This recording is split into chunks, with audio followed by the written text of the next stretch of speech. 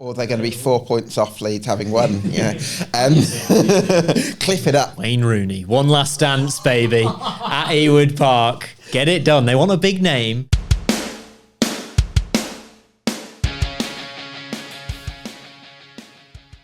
Hello guys, welcome back to The Sportsman Untitled. I'm back from Mexico and I'm delighted to be back for this week's episode. I'm joined by Gab Sutton as always and Jonny, Sunderland fan from the Roker Report. So we're going to do a deep dive on Sunderland today. We're going to look at Michael Carrick's future at Middlesbrough and also Frank Lampard's good form at Coventry City. So Gab, should we start at the top of the table now? Sheffield United's quite a good place to start. I feel they seem to be grinding out results at the moment. Another 1-0 win this weekend. Yeah, they seem to get these narrow victories, Simon. And I think if this was March or April, I would probably be a bit more lenient because I think at the business end of the season, it just is all about results. But I feel like because there's still 15 odd games to go, I'm a little bit apprehensive that I think Sheffield United have to improve their performance levels because I just don't know if they're going to be able to keep winning games in this kind of fashion between now and the end of the season. Now, they have won 6 of their last 7. So,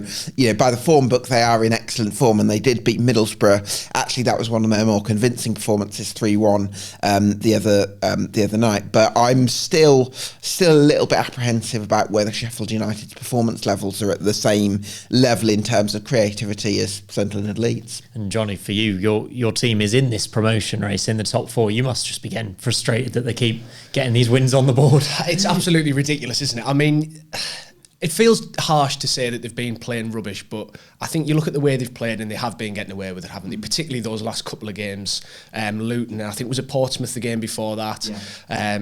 Yeah. They're leading a bit of a charmed life, aren't they? Which probably the most political way I can say it. But yeah, it's so frustrating because I think they dropped points against Hull at home a few weeks ago.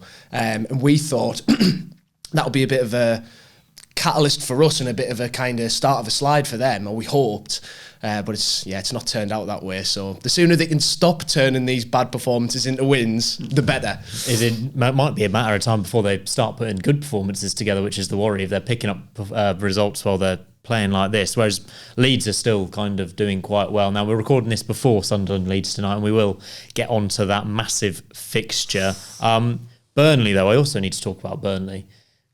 No team can score past them, Gab. 11 clean sheets in a row, a 0-0 this weekend at Preston. It's the maddest thing I've ever seen in the Championship, I think. It's astonishing, that record that James Trafford has got, and obviously they're an incredibly well-organised side with CJ Egan-Riley and Maxime Estev ahead of them. They've been so reliable all season. At the same time, I'm just feeling like, again, a little bit like Sheffield United, are they creating enough chances? Because they have had a lot of goalless draws recently. I think it might be 4 of their last 8 games have been 0-0. And I'm just wondering whether they can get top 2 with that kind of level of chance creation and attacking productivity. Now, they did have that moment, didn't they, at Preston North End, where Lyle Foster came very close to scoring. So on another day, they could have won 1-0. But I'm, again, a bit like Sheffield United, I'm just not quite sure that Burnley have got what it takes in terms of that final third. You see the number of goals they've scored. I think they're still averaging less than a goal per game so far this season, Jonny. And you think, that's a relegation form, isn't it? That level of goal scoring. But then you take into the fact that they've only conceded 9 goals, which is ridiculous, and you kind of wonder where they're going to end up. Yeah, it's unbelievable. Jose Mourinho would have been proud of this defensive record so far, and it doesn't show any signs of changing either. I think that's what... I know you can look at some of the underlying numbers in terms of, expected goals against and some of the, chance creation metrics in both directions, and you can draw some more negative conclusions, but... even when we played them at Turf Moor recently a few weeks ago, obviously we missed a couple of penalties, so we should have won the game. But outside of the penalties, we never really looked that much like scoring. And obviously we're 4th in the league, so we're a good team and we've got goals in us. And the fact that they just looked, for 90% of that game, they looked so comfortable. I thought, this is a really, really properly well-drilled outfit. And I think... you can say a lot of things about Parker's style of play, and people have said a lot of things about Parker's style of play, and I wouldn't love to watch it myself, but you really can't argue with the results. They are where they are on merit, and it's a legitimate way of getting promotion. And I mean, selfishly, I hope they don't. But if they do, then fair enough. It all depends on that end result, doesn't it? If they win the playoffs or get second place or even win the league, it's perfectly fine and it's worked a treat. If they don't get promoted, their fans have watched one of the worst seasons of football in terms of entertainment, and there's no end result. So, What do we think? Playoffs for Burnley, Gab, right now? I think Burnley and Sheffield United just miss out. Look, they've been brilliant. Both of them have been fantastic all season. Sheffield United in the sense that they always seem to find a way and have got that real spirit and togetherness under Chris Wilder. I'm wondering whether for the Blades moving Gustavo Harmer into midfield when he comes back is going to be the answer for them. He's been playing on the left for much of the season, and he certainly picked up the big numbers for them. But I'm just wondering, you could argue he's one of the best players in the Championship as a central midfielder, and I'm just wondering whether that might be a solution for Wilder as we go into the last third. But yeah, for me, Sheffield United and Burnley, as things stand from what I'm seeing in terms of their rate, that's what I'm judging it on. It's that rate of chance creation. Leeds, I feel like they can create chance at the drop of a hat. Sunderland, I feel like can carry a real threat going forward with lots of different players. I don't really get that with Burnley and Sheffield United. So for me, that's why I think they might just miss out. I'm glad you mentioned a couple of underlying numbers there, because producer Seb's told me some underlying numbers, which I need to tell our audience, because over 90% of you aren't subscribed who watch our videos. So make sure you click the subscribe button, because we're back every week with the latest Championship news and reaction to it. So subscribe now. Time to move on to Michael Carrick at Middlesbrough. I'll come to you, Jonny, on this one. I'm not sure, rivals. We'll leave that for another day. Yeah. But they're not in good form at all. I think it's 6 defeats in their last 7. He's coming under some serious pressure. They've lost their last 4 as well. Lost at home to Watford this weekend. Steve Cooper touted as a possible replacement there. What do you think about Carrick at Middlesbrough? I think he's becoming a bit of a victim of time, because I think he's now been there long enough, and I think he's had... you can quibble about whether he's been backed in the sense of the right names coming in and players who have been sold, but he's been there long enough. He's had enough transfer windows, I think, that this is looking very much like a Michael Carrick squad. Whatever that means, this is it, And I think they are regressing, which is a problem. The first half of the season, I thought they looked really, really, really good. I was worried about them very much in terms of the promotion race. I thought they were going to be kind of right up there in this mix, this shake-up at the top of the league that we've ended up in. But I think the last few weeks especially, it's not just the results. I think it's the way that they're playing. They don't look like they're buying into the tactical vision or philosophy that Carrick wants them to be playing, the style of play that he wants to impress on them. I don't think they're buying into it, which I think when that happens, it starts to look a bit like the beginning of the end, which is harsh to say, because I think he's obviously done a serviceable, pretty solid job there over the last couple of seasons. But yeah, it does look from the outside looking in a bit like time is running out. But I suppose the question is, for Middlesbrough fans more than any of us, is there enough time left in the season for sacking him now to make a difference and get them promoted? I mean, there'll be plenty who say yes, plenty who say no, but that would be my worry if I was a Middlesbrough fan, and be, have they left it maybe a little bit late if they are going to make a change? But, if you don't gamble, you don't win. So let's see how it plays out. I think with Michael Carrick, he certainly got decent results with over the last couple of seasons with the personnel that he's had, and he's established a clear style of football. And they haven't been too far away from the playoff conversation in fact, they reached the playoffs in his first season. I think the problem that I have is that what I want to see by this stage is more of a rounded team where they can consistently create clear-cut chances, which they do really well with that style of football, but they also can remain defensively responsible while doing so. And I do think that there is a middle ground between cultivating a style of play that can consistently open teams up, but also without having this vulnerability defensively. I feel like whenever Middlesbrough lose the ball, they're too easy to carve open. I feel like whenever they have the ball at the back, if they come under pressure, they can be prone to really serious mistakes. And I do think that Carrick has to be held accountable for that.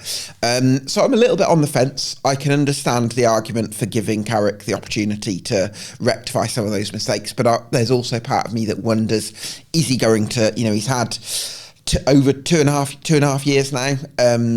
I'd want to have seen them a bit closer to being more of a well-rounded side as opposed to a team that creates chance at one end but is very vulnerable at the other. I agree with that in some context. I think I'm with you, Jonny, in the fact that it's probably worth leaving him there till the end of the season and seeing where you are at in the summer, because you've seen some other teams in this league, you only need to win 2 games in the bounce and they'll be back right in the playoff picture, and it can change so quickly. So I'd give him a little bit more time, at least till the end of the season, and see where Borough end up. But they're certainly not looking as strong as they once were. A team that is on the march, I'm very happy to say, Coventry City. It seems, Gab, the turn of the year, once again, the second half of the season, it doesn't matter who the manager is, so it kind of starts a march for Coventry towards the playoff places. It certainly does, Simon. Yeah, I think a little bit hint of fortune, I think, for Coventry City about the winner, both the error from James Beadle, the Sheffield Wednesday goalkeeper, but also in terms of the balance of chances, I think Coventry were a little bit fortuitous to win that game.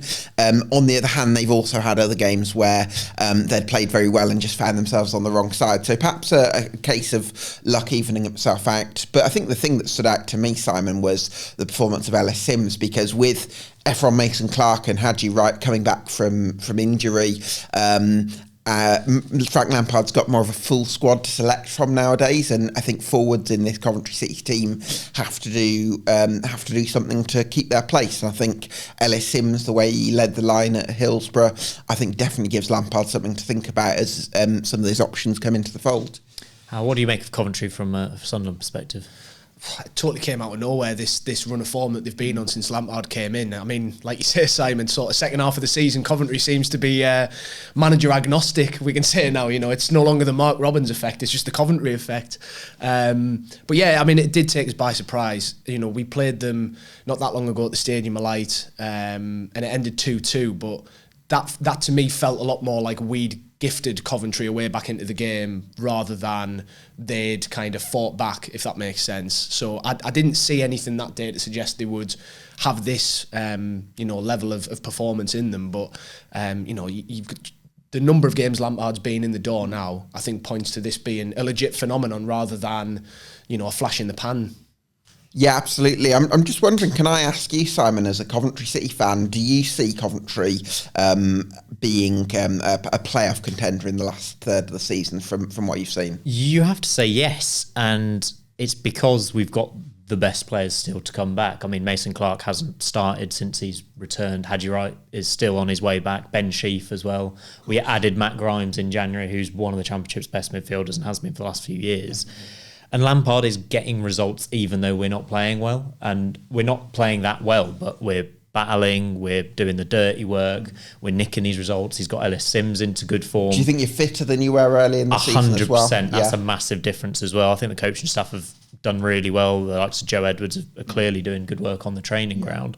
And I think if you look at the weakness below the top four, it's wide open now. I mean, I was a big fan of Middlesbrough and thought they'd be in there. Now, massive doubts about them. West Brom, maybe kind of leaving the door open. I think the door's open for anyone to finish in those places. And when you've won 6 of the last 7 championship games, you've got to say something's going really, really well. So it'll be interesting to see how we get on when the star names are back and if that takes us up a level or if it kind of makes things a bit more complicated for Lampard and gives him a few more problems to solve. But exciting times and a conversation I didn't think we'd be having a few months ago, right, Gab? Nor you.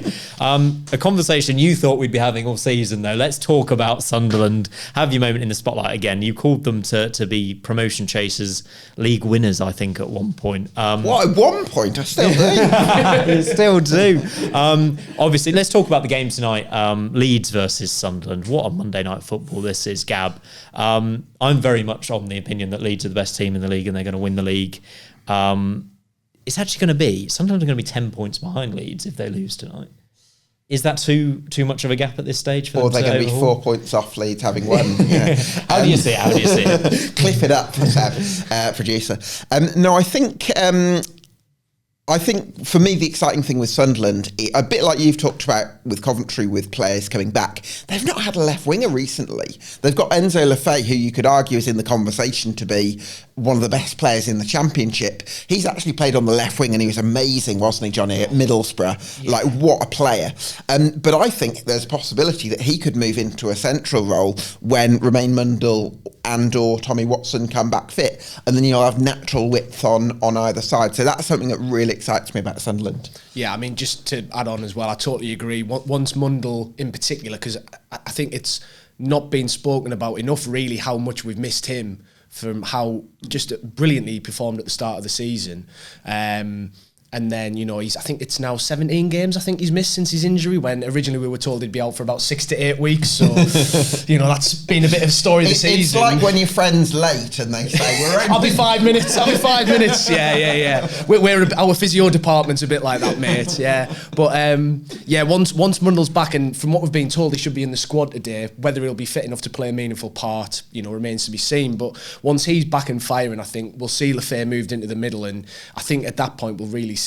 I mean, to me, he's a player who's playing at least, a full division below where he should be in terms of, he's not just Premier League quality. I think he's top half to European spots quality. Jonny, it's the imagination that he plays with, like some of those flicks and tricks that he tries to take people on. It's like, I just think most of the players in the Championship wouldn't even think of it, let alone be able to pull it off. He plays like he's in the park with his mates, you know what I mean? He just sees the ball come down, and like against Middlesbrough, when he set up the third goal, which was an own goal, but the ball drops down and he just takes a touch with the outside of his foot, first time, knocks it past the defender, like he's not even there. And like you say, most players wouldn't even think to try it, let alone think about it, execute it in the moment. And have the agility to pull it off as well. And then to deliver a dangerous ball afterwards. I mean, the guy is just, he's absolutely amazing. We're so lucky to have him. And I don't even think he's playing in his best position. Exactly. Is the mad thing. Once he's moved into the middle, I think we will really see the best of him. But like I say, over the next few weeks, that should start falling into place.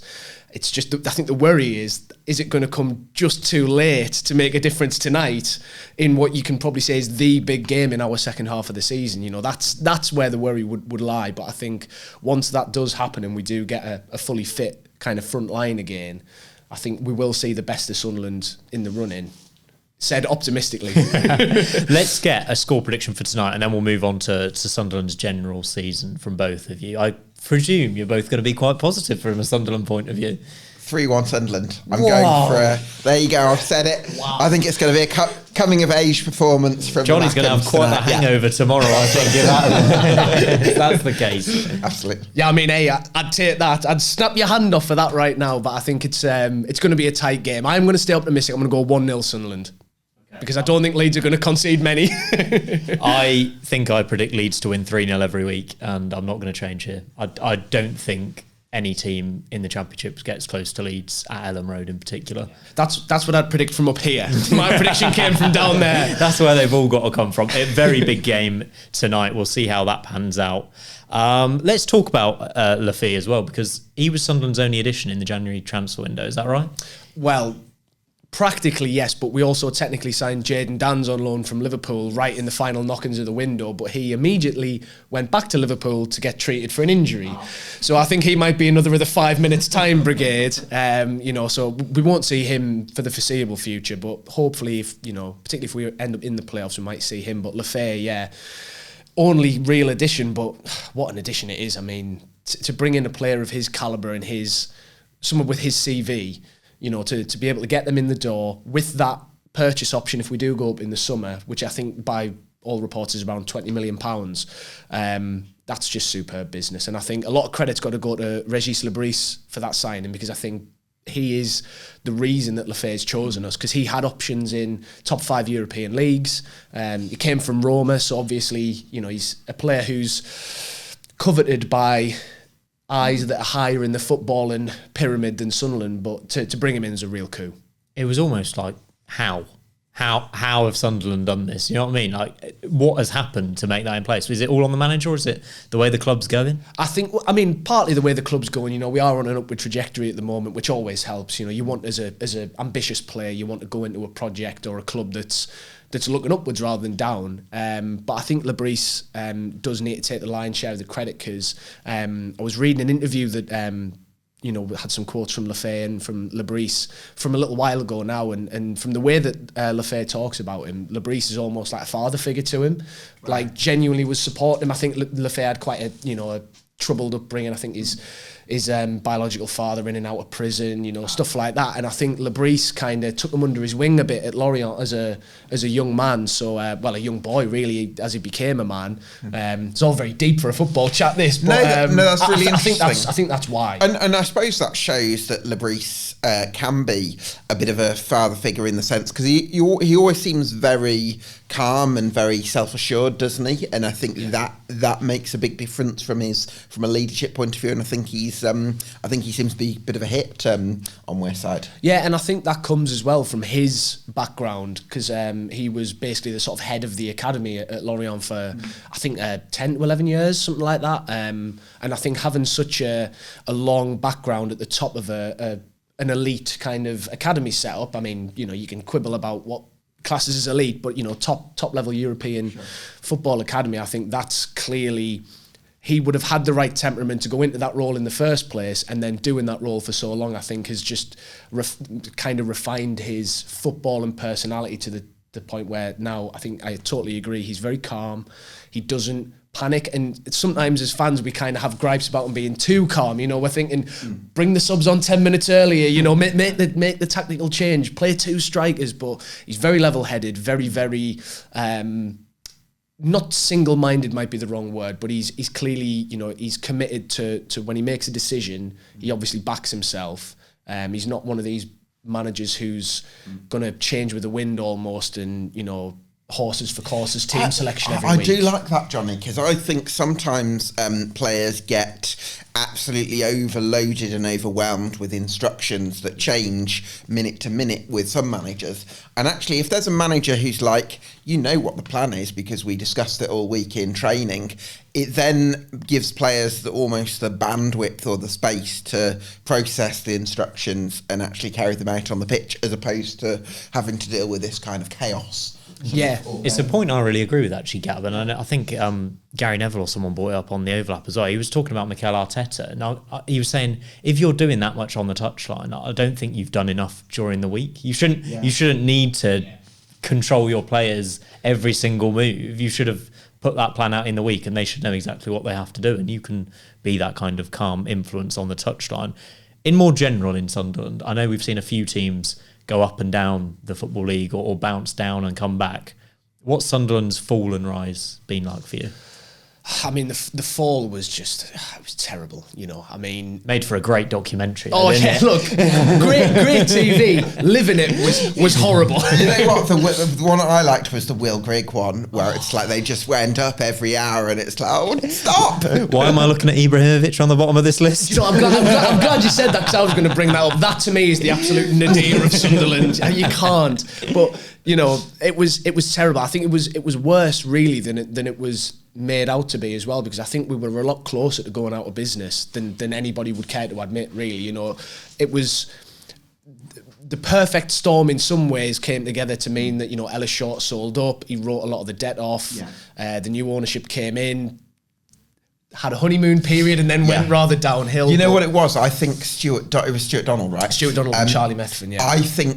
I think Stuart Donald kind of wanted to be popular, so the reason why he would have been prepared to go up to probably 5 million for Will Grigg in the end if it got that far, because I think he wanted to be the hero that got the big striker in, and as opposed to thinking actually what's best for the football club in the long term. Whereas, just to bring it to today, what I love about Christian Speakman is he doesn't really mind so much about whether what he does is, you know, universally popular. He's got his North Star, and he's making decisions, whether they're popular or not, towards that North Star. And I think that's great for the future of Sunderland. That's what we've needed for a long time, I think. Because I think you're right. You know, you look at Stuart Donald and a lot of the decisions he made. Yes, we were losing a lot of money. We couldn't splash the cash or whatever. But I always thought he had good intentions. You know, I thought he wanted to be a success. Yeah. He didn't want to come in and for things to fail. But yeah, he was very easily led by fan opinion, I think, which it's a problem, because when you're operating at that level, you know, the top of a football club, I don't think you can allow yourself to be buffeted off course by the winds of the, you know, the fan base opinion, because it's, you know, football fans are fickle people by nature. Yeah, that's the mad thing, isn't it? Because of course, it sounds strange to say, because of course you want the people running the club to care about fan opinion on some level, because if they don't care at all, then it's like a bit of a red flag. However, you've also got to have a bit of a boundary where you have your own internal footballing sort of strategic process that's a little bit separate from fan opinion, I think. Yeah. Sorry, no, you go, Simon. I was just going to make a terrible joke and say, what's the EDM music like before kick-off now at Sunderland? What tunes are they busting out when the players come out? You're bringing out the greatest hits here. I want it to be a little bit mad. I just loved in that EDM bit where the fella turns around and goes, it doesn't matter what music you play till you fix the speakers, because no one's going to hear it anyway. Have the speakers been fixed? The speakers have been fixed, yeah. You can't hear yourself think now for all the EDM in the stadium of light. Absolutely incredible. In terms of this season then, how are you feeling about promotion right now as we speak? Automatic or through the playoffs? Positive, because I'm optimistic by nature, but obviously a lot of it depends on tonight. You know, if we take the 3 points tonight, we could, you know, it becomes a lot clearer that we're right up there in the automatics race until the end. But I think either way, realistically, I'm not too worried if we end up in the playoffs. I'd be more worried about us running out of steam rather than worried about the quality of our squad versus the other teams in the playoffs. Because I think we've shown in games against the top sides this season. I mean, we didn't play amazingly against Leeds, but we took a point at home. We've taken 4 points off Burnley. Should have been 6 if we could finish, you know, if we could put penalties away. Should have won it. Well, exactly, should have won at Bramall Lane. Excuse me. So that should have been 6 from 6 against Sheffield United. Should have been 6 from 6 against Burnley. We're our own worst enemies at times, but when we're on it, you know, we can beat anybody in this division, which is a nice place to be in going into the playoffs, knowing that our highest level is definitely good enough to win it. Now, that doesn't mean we will win it, because you have to turn up on the day. There's injuries, there's luck, anything can happen and go against you, of course. But yeah, I'd be positive, just because I think 2 years ago when we went into the playoffs, we had a lot of injuries, but also you weren't necessarily convinced that if we played our best, we would just win.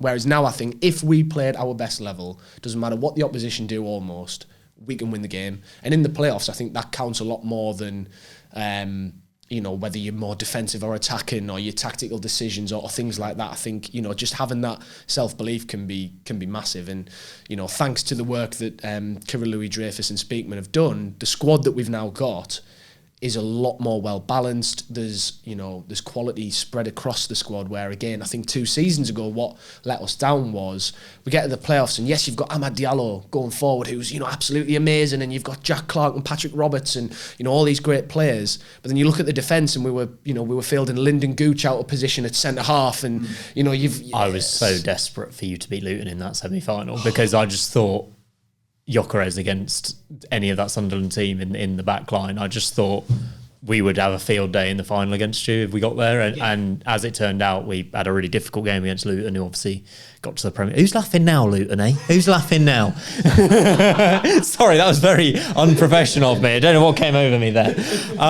Let's talk about two of... In fact, no, go back to the playoff chat, because, Gab, I don't know if you agree with this as much as me. This might be me being slightly pessimistic. I think we're seeing a bit of a repeat of last season in the fact we've got top 4 clear in the Championship, and I cannot see anything in the playoffs other than 3rd versus 4th in the playoff final. I don't see how the teams, whoever finishes 5th and 6th, I know anything can happen. There's such a gap in quality. I just think it will be 3rd versus 4th again in the final. Logically, yes. The Championship doesn't always go on logic, does it? But I think, yes, I do think I do think on paper, third and fourth is just miles above, because for Middlesbrough, I think, are the only ones outside the top four where, with their ceiling, they're good enough to compete with those. I think West Brom have declined a little bit under, since Carlos Corberán left. Hopefully Mowbray can sort of improve things, but Norwich even, they're yet to find, they've dropped a few points, when you kind of expect them to put a run together. So yeah, I'm kind of not sure about any of the sort of playoff contenders outside the current top four. Absolutely. And let's finally finish this Sunderland chat with two of the star players, Jonny. Jobe Bellingham, Chris Rigg. How good have they been? And are they going in the summer? Well, how good have they been? How long have you got? I mean, I could talk about Jobe in particular all day. And the transformation in him from last season to this season is just remarkable. It's as if overnight, he just came back in from last season over the summer, and he looked physically... He looked like he'd grown a foot. He looked like he's filled out. He looks like his shoulders are a foot wider. What he's added to his game is the ability to run a game, which sounds a bit simplistic, but what I mean is, last season you saw in flashes he's got quality. Good on the ball, tidy player, nice touch, could get a few goals. But this season, he'll win a challenge deep at the base of the midfield, pick the ball up, drive forward, get you 40 yards up the pitch and then play a tell and pass. Yeah. It's that ability to really grab a game by the scruff of the neck and just impose yourself on it. And to be able to do that at 19 years old in the Championship, I think, the ceiling on him, forget about his brother, the ceiling on him is just, it's so high. Hypothetical scenario for you, Jonny. Let's say Sunderland do miss out on promotion. What would you be charging if you're in Speakman's shoes for Jobe, and what would you be charging for Rigg? I mean, if it's anything below £30 million for either of them, it's an absolute crime. Yeah. But I think, this ties into what you were just asking about, will they stay or will they go? I think if we don't go up, I think there's a very real chance they both leave, because, some of Europe's elite will come knocking for them. Price-wise, I think, Rigg, you're paying more for potential, whereas Jobe's a couple of years older and he's got a bit more of he's proved it a bit more. I think if it was me personally, I'd be wanting to charge 50, 60 million plus, but you're not going to get that kind of money in the Championship. Unless you charge like a sell-ons and add-ons and stuff, which to be fair, we've been pretty good with that sort of thing. So I think in terms of a figure, I'd be thinking 30 to 40 million. If you're still in the Championship, you can't really be turning that kind of money down. I think you can add 25% on as a bare minimum instantly as soon as we go up, if we go and up. Then all of a sudden you're quids in, aren't you? Yeah, exactly. And then if we go up, I think there's a very real chance that one, if not both, would stay. Because I think Jobe especially is basically going to be guaranteed to start 90% of games if we go up. And at his age, being a guaranteed starter in a Premiership midfield, I think that is... He'll play for England.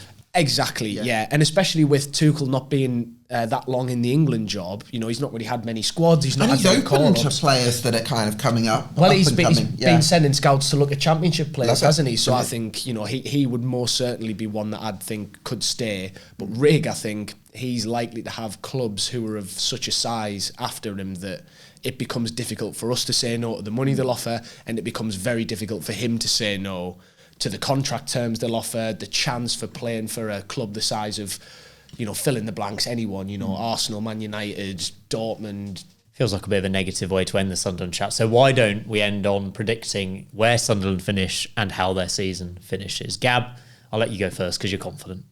I'm going to go first. There you go. I wish I was as optimistic as you, Gab. But I'm going to stay on the theme of optimism. I'm going to say second. I fancy us. Weirdly, I fancy us to win tonight. Don't know why. I just do. And I think if we do win tonight, that'll put such wind in our sails. I think we'll go and have a real run at the end of the season and just squeak in second. But Leeds are going to win the league. Let's be honest. I think Leeds will win the league. And I think Sheffield United will doggedly get themselves second. I'll go Sunderland third. And then I will predict more Wembley heartbreak. And a horrible, horrible Burnley performance in the final.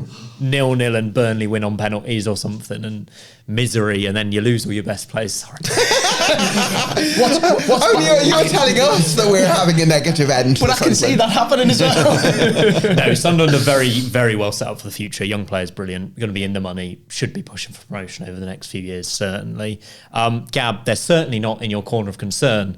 Who is this week? I'm worried about Derby, Simon, because the goals they conceded, it wasn't just the 4 goals they conceded at QPR, but it was the manner of them, because the first goal, I feel like if you don't have the personnel to play in your own half, you don't take a throw into your own centre halves, because that's just going to invite the pressure and make things harder. The third goal they conceded was a real mix-up, I think, between Langus and Clark, possibly a communication issue.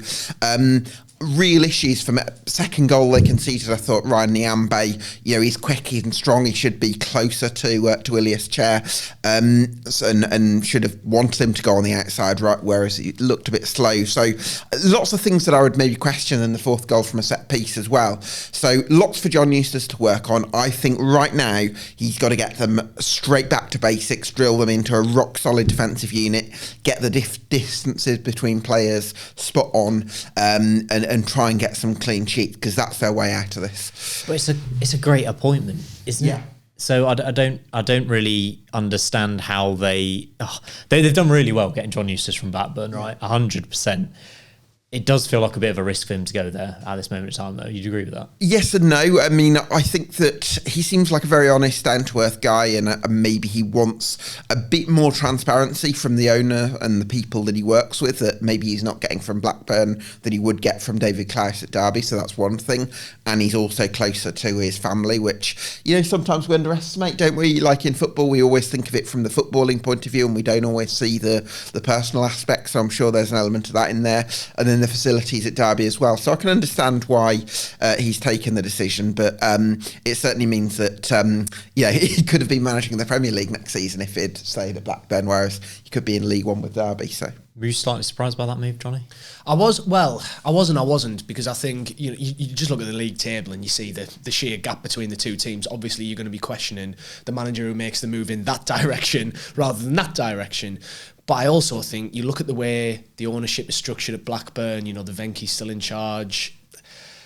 What ceiling is there on Blackburn while they're still in charge compared to maybe the ceiling at Derby could be higher, given a bit more time, if he gets things right, keeps them in the league and then gets them moving in the right direction next season. Maybe long term, we're looking at it, looking back and going, actually, do you know what? That was the best decision he could have made, making that switch. But it is one of those where in the short term, you do maybe scratch your head a little bit and think, is it not just worth hanging on at the end of the season? Because then if you go up, you can easily, another Premier League job comes available, you jump ship at that point and get away from the ownership or what have you. But, I think you're right, to be fair, Gab. I think the human aspect that we overlook a lot of the time as well is if the guy just wants to be near his family, then it makes a lot of sense from that point of view alone. It's a real gamble if they do go down, though, isn't it? He might have swapped a Premier League job for a League One one. Gab, sorry, mate. I was just going to say, take it from me, you don't want to be in League One. That is a division you want to stay well clear of. Birmingham are finding it quite easy, aren't they, Gab? Yeah, not too bad. I think when you can spend 20 million on a striker in League One, it tends to help. It does help. What about your Championship treble for this week, Gab? I'm going to stick with Norwich, even though they are through without a win. I'm sticking with them now. Josh Sargent is back. I'm still confident that they're going to find some form even without a few of their midfielders. So I think they're going to beat Stoke City this weekend. I think Portsmouth, QPR on a great run, but I think Portsmouth with their home form, they're a very aggressive side at home with Colby Bishop and the physicality that he brings. I'm a big fan of. And I think West Bromwich Albion are going to beat Oxford United, because although Albion haven't quite found consistency yet under Tony Mowbray, that 5-1 victory over Portsmouth a few weeks ago shows they are able to carve teams open and let get the goals flowing in some games. So I think this might be one of those. Absolutely good stuff. We'll get that priced up on Betfred, so check that out if you are interested in Gab's Championship treble. And my final question for you two today is, if you're sat in the Blackburn Rovers boardroom having been tasked with replacing John Eustace, you need a manager who can maybe win the playoffs, someone with Championship experience perhaps. Who are you looking at bringing in and dealing with this ownership? I mean, it's a big question because managers have tried and failed and found life tough at Blackburn. Gab, any ideas from your point of view? I would go with David Lowe, the caretaker, because he's won 2 and 2.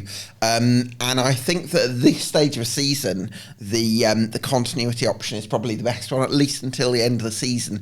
I think bringing in somebody cold in mid-February, well, they would be cold in February, wouldn't they? But especially in Blackburn. I think I'm not sure it's the right time to bring somebody in from the outside. I think if you want to maximise this season, you want somebody who knows the squad and who's proven to get the best out of them. And Lowe has done that in his 2 games in charge. Jonny, would you agree? I think that's a sensible option. Just to throw in a bit more of a left field one, Carrick under pressure at Middlesbrough. Let's say he's available, imminently within the next week or so. Could he possibly be an option? I mean, maybe you have to chuck a little bit of money at him in the contract to tempt him to take the Blackburn job, but one playoff chaser to another. It's an environment that he's familiar with in terms of the league position. He wouldn't have to move that far to go from Middlesbrough to Blackburn comparatively, Maybe there's a world that exists where Carrick takes that job and takes them up, and Middlesbrough are left looking rather silly in the Championship next season. It would be quite the story, that, wouldn't it, my word? Oh yeah, I mean the inner sadist in me who wants Middlesbrough to suffer, because it's not a derby, but I've got Middlesbrough family, so. From Blackburn's point of view, Gab, can they do it? I think they can, just because the bar for the playoffs is very low. I think the bar for the top 2 is very high this season, whereas I think the bar for the playoffs is pretty low. So I think, if Blackburn can find some continuity in the last third of the season, then I think they've got as good a chance as anyone. Especially if they appoint Wayne Rooney. One last dance, baby, at Ewood Park. Get it done. They want a big name. He'll be willing to prove himself. He'll take that job. He'll have plenty to prove. He's worked with, difficult ownerships before in the past. Maybe I'm just pie in the sky there, Gab. Maybe he can do something there. Thank you both very much for joining me on this week's show. We'll see how Sunderland get on tonight in that massive game against Leeds United. And myself and Gab will be back next week on The Sportsman Untitled. Make sure you subscribe, as I said earlier. But we'll see you next week.